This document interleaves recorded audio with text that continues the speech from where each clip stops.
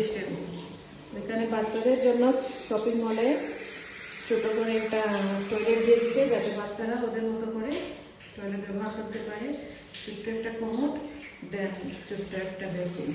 ওইখানে হচ্ছে পাপা মামাদের বেসিন, ওইখানে হচ্ছে পাপা মামাদের জন্য টয়লেট, ওইটা হচ্ছে বাচ্চারা যে যার খুশি মতো ইউজ করবে। এই যেমন এখন হাত ধুচ্ছে নিজে নিজে।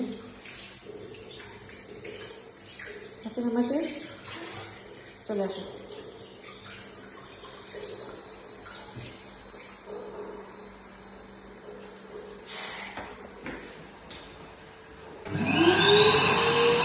এখন হাত শুকাচ্ছে।